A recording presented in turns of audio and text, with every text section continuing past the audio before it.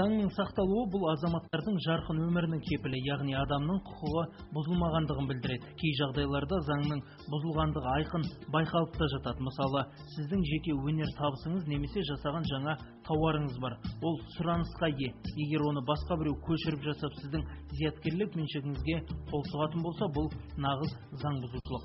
Осындай жағдайларды болдырмау үшін өнеркәсіптегі зияткерлік меншік құқықтарын қорғау үшін Әділет министрлігінің арнайы комитеті және ұлттық зияткерлік меншік институты үлкен жұмыстар атқарып келеді. Біз осы жерде сараптама жасаймыз. Толып жатқан өтінімдер түседі. Сол өтінімдерге біз сараптама жасап, егер де сол сараптаманың негізінде осы өтінімдердегі құқықтық объектілер қорғауға жатады дейтін болған күнде эксперттік сараптаманың қорытындысын жібереміз. Сол қорытынды бойынша қорғау құжаттарын аталған зияткерлік меншік комитеті береді. Заңды немесе жеке тұлғаларға. Сонда біздің істеп жатқан шаруамызды екіге бөлуге болады. Біріншісі уәкілетті органның құзыреті. Оның құзыреті өздері айтқандай болар, айтып кеткен шығар. Ал біздің енді құзыретімізге келетін болсақ, бір ауыз сөзбен өнертабыстарға, пайдалы модельдерге, өндірістік үлгілерге, бұл зияткерлік меншік құқықтың объектілері. Біз сараптама жасаймыз, бірінші шаруамыз. Екінші шаруамыз осы қорғалатын өнертабыстарды әлгі аталған құқықтық құжат берілгеннен кейін үкіметтің мемлекеттік тізілімі бар. Осы зияткерлік меншік объектілерінің тізілімі. Сол тізілімге енгіземіз. Бұл екінші шаруамыз.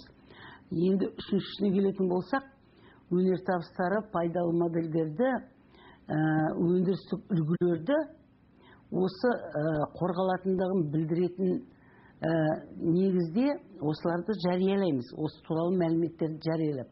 Бұл мәлімет жарияланған күннен бастап, осы өнертабыстың иелерінде, немесе пайдалы құқықтың иелерінде ерекше айрықша құқық пайда болады. Осы жарияланып болмай тұрған кезде бұл айрықша құқық бұлардың ешқайсында болмайды. Бұл институт патент беру мен тауар таңбаларын беру жұмыстарын реттестіріп, олардың шын мәнісінде жаңа өнертабыс екендігін немесе жаңа тауар екендігін анықтайды. Өтініммен келген азаматқа құжат беру үшін ең алдымен көптеген базалардан ол кісінің ұсынып отырған өнертабысының растығы анықталады.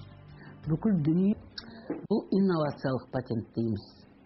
Инновациялық патенттің кәдімгі патенттен айырмасы бірталай дейтін себебіміз, біз инновациялық патентті аз уақыттың ішінде береміз. Біріншіден, өтінім түскен күннен кейін 1 жылдың ішінде бұл құжатты беруіміз керек.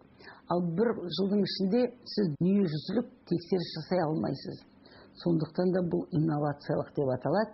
Бұның тексеру аумағы мына біздің Қазақстан бойынша, және Евразия елдері бар ғой, біздің осы өңірдегі бұрынғы ТМД-ның қазіргі елдерінің ішінде сол аумақта тексеріс жүргізіледі.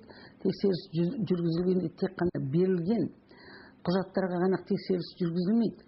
Бізде сол өтінімнің берілгенінің өзіне сол тексерістер жүргізіледі. Дәл осындай нәрсе бар ма, жоқ па деген. Жоқ болған күннің өзінде осы инновациялық патент беріледі. Бірақ бұл жерде бұның негізгі көзі көрсетіледі. Бұл қайдан алынуы мүмкін, қайдан алынған. Орысша айтқанда источник дейді, сол первый источнигі сол патенттің, инновациялық патенттің ішінде жазылады. Бізде Қазақстанда зияткерлік меншік саласы жалпы алғанда жас сала болып саналады.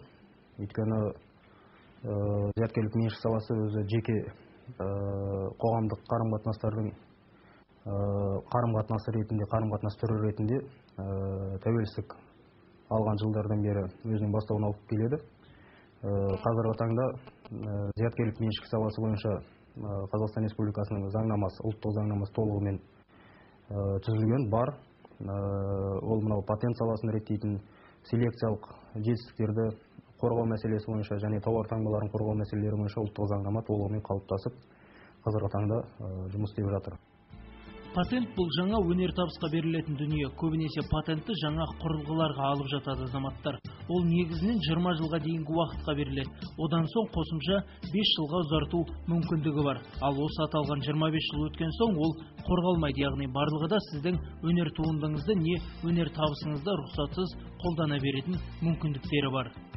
Ол жалпы қорғалмайтын болады. Әркім ол шаруаны жасай беруіне болады. Оның мысалы патент дегеніміздің өзіне біз қорғау құжатын бергенде аталған тізіліміміз бар ғой, алдында айтып кеткен. Ол тізілім біздің бюллетенде жарияланды. Сол тізілімде соның жалпы нобайы көрсетіледі.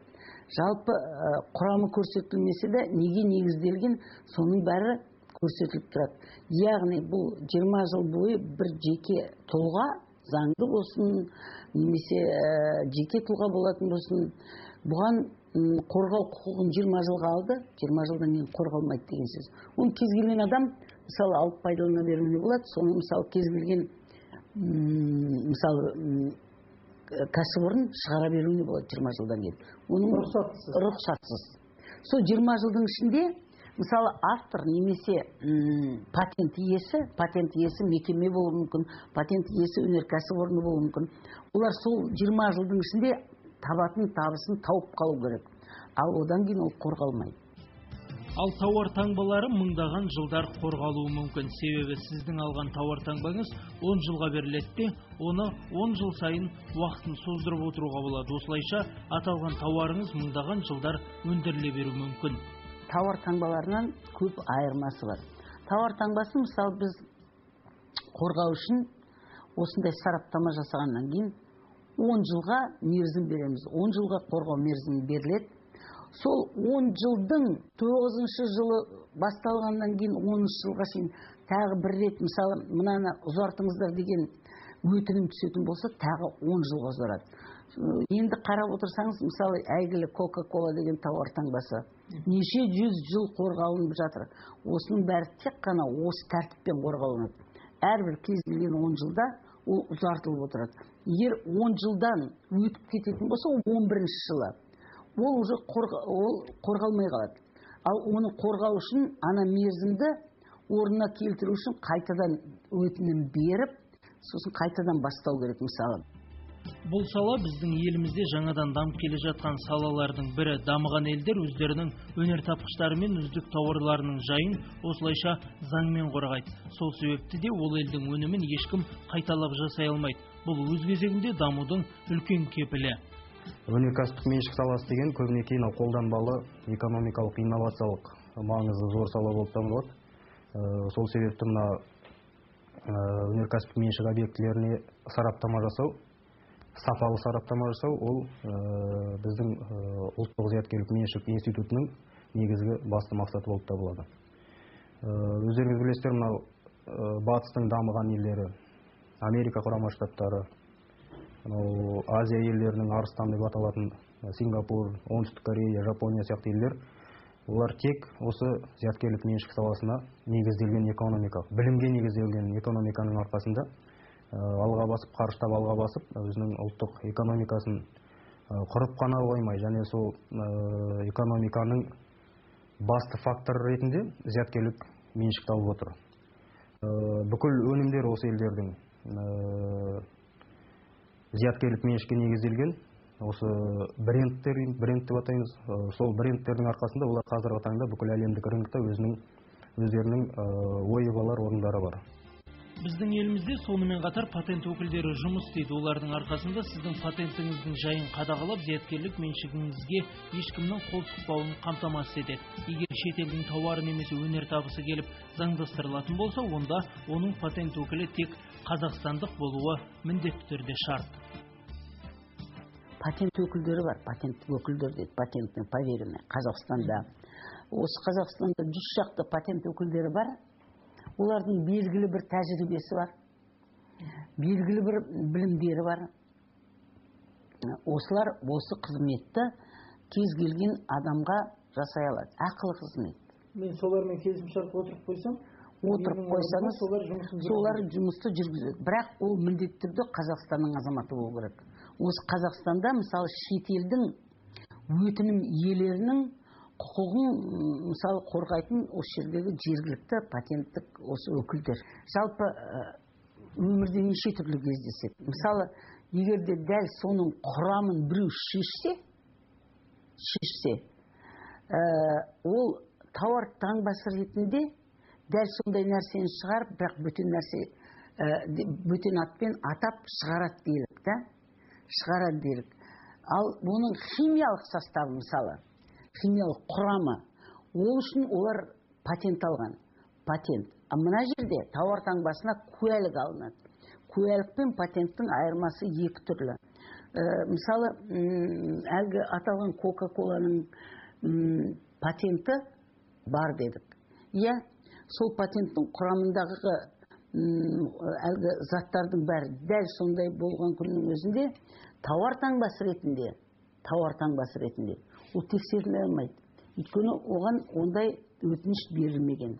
Ал егер де мысалы соңғы жылдары елімізде патент пен тауар таңбасын алатындар саны артып келеді. Бұл зайырлы және құқықтық мемлекеттің айқын көрінісі. Демократиялық дамыған қоғам құрамыз десек, әр азаматтың жасаған ісіне және оның зияткерлік меншігіне үлкен құрметпен қарауымыз керек. Егер сіздің өнер табысыңыз немесе ғылымдағы жаңалығыңыз жоғалатын болса, онда сіздің әрі қарай алаңсыз еңбек етіп ел экономикасына үлесіңізді қосуыңызға толық мүмкіндігіңіз бар. Жалпы зияткерлік меншік құқығының қадырын біліп, одан қаншалықты пайда табуға болатынын түсініп жатқан кәсіпкерлер көп.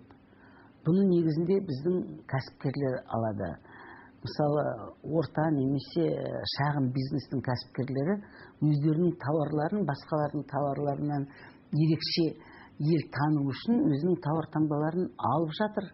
Соған құқық алып жатыр, құқықты куәлікпен мысалы белгілеп соны алып жатыр.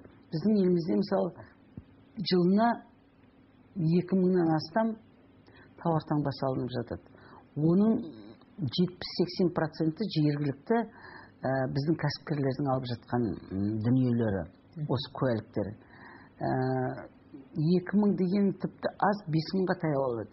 Соның ішінде 2000-нен жоғарысы біздің өзіміздің жергілікті кәсіпкерлердің алып жатқаны. Өнеркәсіптік меншік саласының және өзім айтып өттім, экономикалық инновациялық бағыты зор. Олай дейтінім, өнеркәсіптік меншіктің объектілері болады. Олар өнер табыстар, тауар таңбалары, пайдалы моделдер, өнеркәсіптік үлгілер, селекциялық жетістіктер. Міне осы объектілерге сараптама жүргізіледі. Сол сараптаманы біздің ұлттық зияткерлік меншік институты жүргізеді, қолданыстағы заңнамаға сәйкес. Және сол сараптаманың нәтижесінде егер өтінімге оң шешім шығарылса, онда ол өтінім патент алады. Сол патенттің негізінде әр өтінім иесі, өнер тапқыш дейміз, солар әрі қарай сол патентін өзін өндіріске экономикалық айналымға енгізе алады.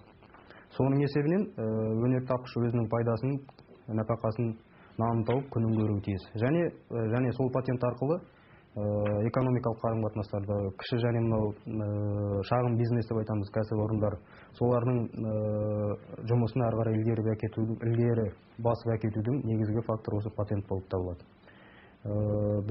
Бүгінгі таңда осы өнеркәсіптік меншік саласындағы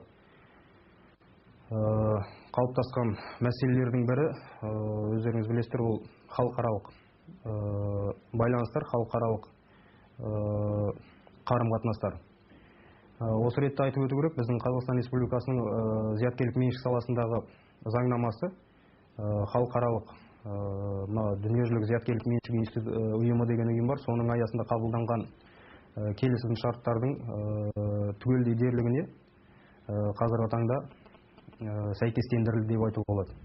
Тек мына дүниежүзілік сауда ұйымына кіру аясында зияткерлік меншіктің сауда аспектілері бойынша келісім бар. Сол тұрғыда біраз келіссөздер жүріп жатыр қазіргі таңда. Қазіргі таңда еліміз кедендік одаққа мүше және алдағы уақытта дүниежүзілік сауда ұйымына кіруді көздейді.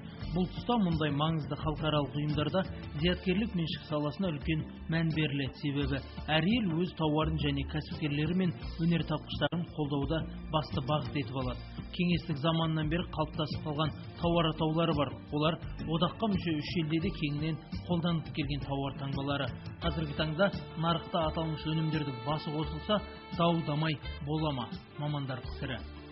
Бұл қызықтардың шыжығы болмас үшін жалпы бұны шешу керек.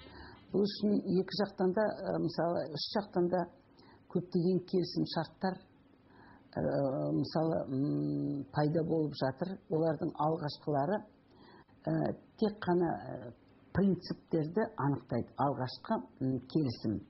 Соглашение об единых принципах охраны прав интеллектуальной собственности. Бұл алғашқысы. Енді жеке тауар таңбаларына қатысты жеке келісім шарттар пайда болады. Сол кезде әр мемлекет өзінің мүддесін қорғауға тырысады. Ал енді біреудің мүддесін жайпап таптап отырып өз мүддеңді таза қорғай алмайсың. Сондықтан бұл жерде кәдімгідей тепе-теңдік сақталу керек. Әркімнің мүддесі бір деңгейде қорғалу керек. Осы үш мемлекеттің, бүгін үш мемлекет, ертең 5 мемлекет, одан 15 мемлекет болған кезде ішінен біреу суырлашып, менің мүддем бәрінен жоғары дейтін болса, бұнда ешқандай келісім де болмайды, ешқандай шарт та жасалмайды. Сондықтан бұл жерде тепе-теңдік деген ең басты принцип. Зияткерлік меншік саласында қарақшылық ұғымы кеңінен таралған. Мысалы, көбінесе тауар таңбаларына қатысты даулы істер көп кездеседі. Себебі бұл саладағы алаяқтар белгілі бір тауар таңбаларына иелік етіп алып, оны кейін нақты тауар таңбасын алғысы келетін адамға немесе мекемеге сатады. Не одан тауар таңбасын қолданған үшін ақша талап етеді. Сол себепті де әркім өзінің меншігін уақытылы заңдастырып алғаны жөн дейді мамандар. Апелляциялық кеңес деген бар біздің әділет министрлігінде. Оның төрағасы әділет министрінің орынбасары Әмірхан Тапашы Чаманбаев деген кісі. Сол кісінің төрелік етуімен осы алқа осындай мысалы қарсылық дейді, оны возражение дейді. Жалпы оның аты өтініш қой, айналасы. Осындай өтініштерді қарайды. Осы мысалы біреудің тауар таңбасын біреу иелік етіп жатса, біреудің алдын біреу орап кетіп жататын болса, бұл бойынша әлгі қарсылықтарды мысалы жазатта әділет министрлігінің зияткерлік меншік комитетіне өткізеді. Сол жерде осы апелляциялық алқа коллегия қарайды да соның шешімін шығарады. Ондай нәрселер көп. Мысалы бір қарағанда 30-40 осындай қарсылықтар қаралып жатады. Оның мысалы кейбірі дұрыс деп танылады, кейбірі дұрыс емес деп танылады, негізсіз деп танылып жатқан кезде, мысалы оған тараптардың біреу келіспейтін болса, олар одан кейін сот органдарына жүгінеді. Сот органдары соңғы нүктені қояды. Жалпы бұндай нәрсе күнделікті болып жатқан шаруа, ол дегенің заңды нәрсе, заңды құбылыс, онсыз болмайды.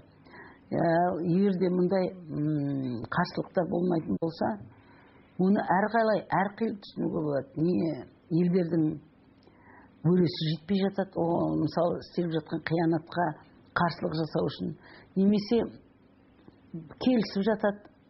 Мысалы қолымнан келмейді, осыны дәлелдей алмаймын, ай қойшы сон деген бір тұрғыдан ешқандай қарсылық жасамауы мүмкін.